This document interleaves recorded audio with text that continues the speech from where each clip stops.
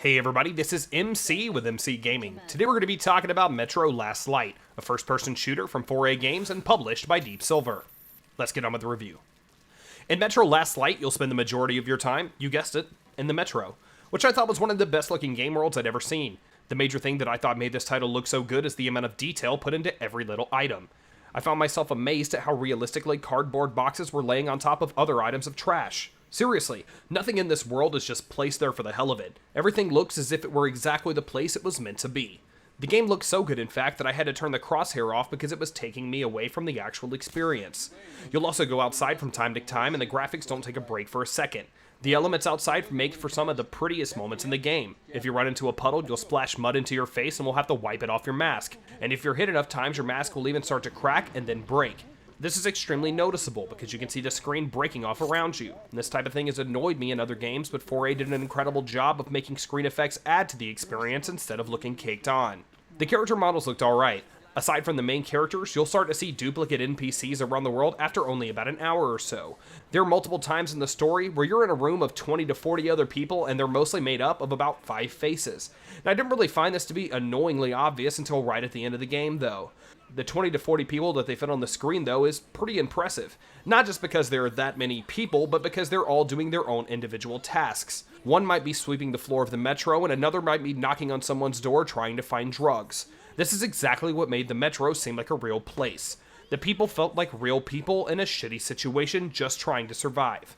I should mention that the game ran a buttery 60 frames per second for me at the highest graphic setting, so I was definitely impressed with the optimization.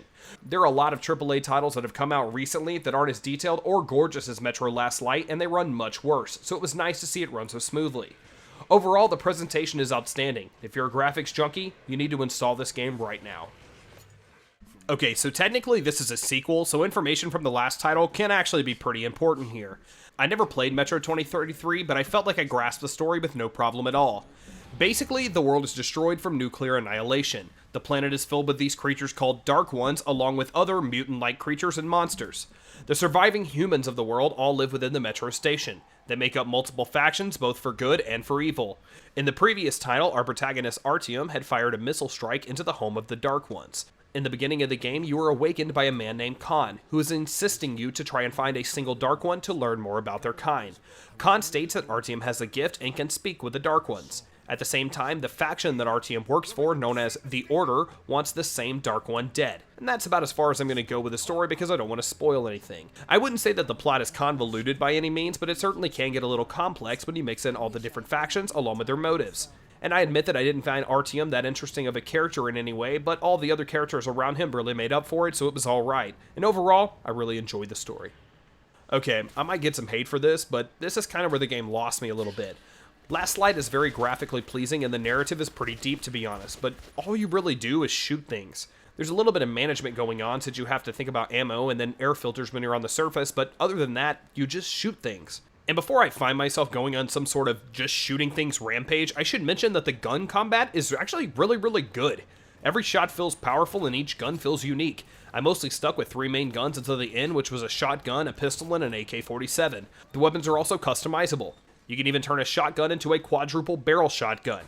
There aren't a ton of modifications and you can't do anything else to the weapons, but what we got here is pretty well done. You'll find yourself fighting both humans and non-humans in this game, which is actually, in my opinion, the game's strongest point. It mixes up the combat drastically. One mission you'll be fighting mutant dogs and the next you'll be having a firefight with 10 fully armored men. I played on normal and I found the game to still be pretty difficult. The pacing was okay in my opinion. For me it sort of plateaued in difficulty near the middle of the game and basically stayed the same throughout. There are a couple boss fights as well which are pretty unique and really fun. One thing I noticed is that the boss fights relied on figuring something out. It wasn't just about putting as much ammo into them as possible. It was about finding out what hurts them and using it to your advantage. These fights broke up the action with a little bit of thinking, and I thought that was awesome. Overall, I had a really good time in the Metro.